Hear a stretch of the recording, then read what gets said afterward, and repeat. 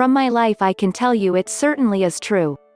Pushing ourselves to higher performance levels, focus, dedication, and all those things we control, we simply will deploy when we desperately want something. But what about things outside our control, like being in a certain place at a certain time, meeting a certain person, having a certain conversation, or the absolutely magical connection to something we never could have foreseen, for we didn't even know of its existence, leave alone how it would play into our desires to make them come true? Let me share one of many series of events from my life to highlight what I'm trying to communicate here. I was in India, and had applied to cinema schools in the USA, for undergraduate education, without any idea how I was going to manage that.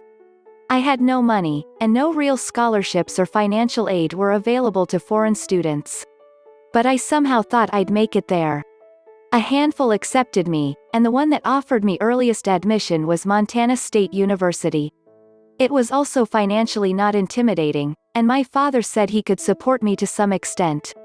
I knew I'd be okay. Just no idea how.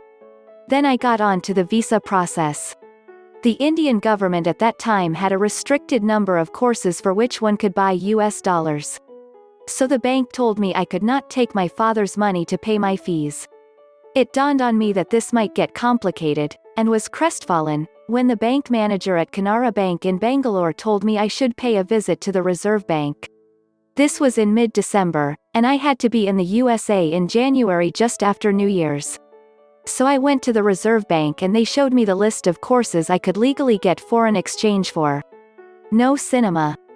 My mind was racing, but at that time I didn't know anyone in the USA that would simply agree to support me financially, for that would mean I would become their responsibility for 4 years, the duration of the course.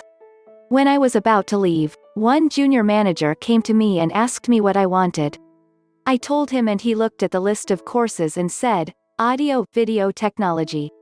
"Here. Can you get a letter from this university saying your course is the same as this?" Wow. Yet another door had opened. So I dashed off a fax making this request. Sure enough, the head of the department got it, and bless his soul, didn't waste any time faxing me back with the letter, and even sent the original by courier so I could submit it to the Reserve Bank.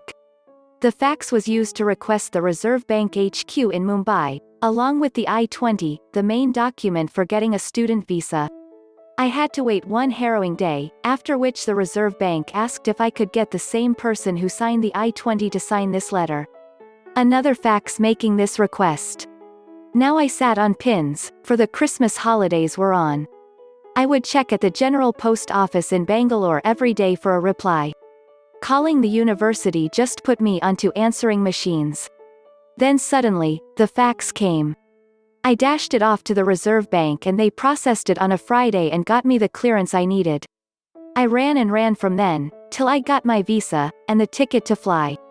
It was finally looking real, but I had had no time at all to reflect. I somehow got one less expensive fare to fly and made it to Bozeman, Montana, in the middle of winter. It was magical, and I had never seen snow before in my life. When I got to my department, I thanked all the people that had communicated with me. Then I met the angel, the lady who had done all the processing, the loan department officer, who I would meet with delight several times after. She had forgotten something on that day I had sent in the second fax, and came that night to pick it up, and saw my fax asking for the signature from the same person who signed my I-20. She had to cancel her holiday plan in order to chase down the International Student Office and the person who signed my I-20, because she knew this was crucial for me. She was able to do that the next day. If she hadn't seen my fax that night, she would have done so only after New Year's. I would not have been able to leave. The value of the Indian rupee also went down dramatically soon after, and I wouldn't have had the money. A lot of things depended on all these things happening to push me towards my goal. Any of these people could have behaved differently, and my chance would have been ruined. As it turned out, I got on the dean's list, got a scholarship and an assistantship, and had a stellar time at film school, and went on to do a variety of things in film and TV. On my train journey after I got my visa, a cousin let me borrow a book to read. It was Zen and the Art of Motorcycle Maintenance. A few pages in, a smile broke out on my face. The author Robert Pirsig had taught at the very university I was going to. My co-passenger asked me what was going on, and I told him. He said, "That is how it works out." No reason for any other conversation with him either. One book out of 100, and even that was a reassurance that the universe was paying attention. There have been any number of instances in my life when I have prayed and wished and begged the universe to kindly give me a hand, and there have been amazing things that happened, like flights being cancelled so I'd give something a miss, trains running late almost so I'd be able to get on them, meeting people in the most unlikely places, that introduced me to someone crucial to take something to the next step, and a lot of it has happened when it looked hopeless. I'd go far enough to support, be careful what you wish for. The universe's plan is to make that happen grandly for you.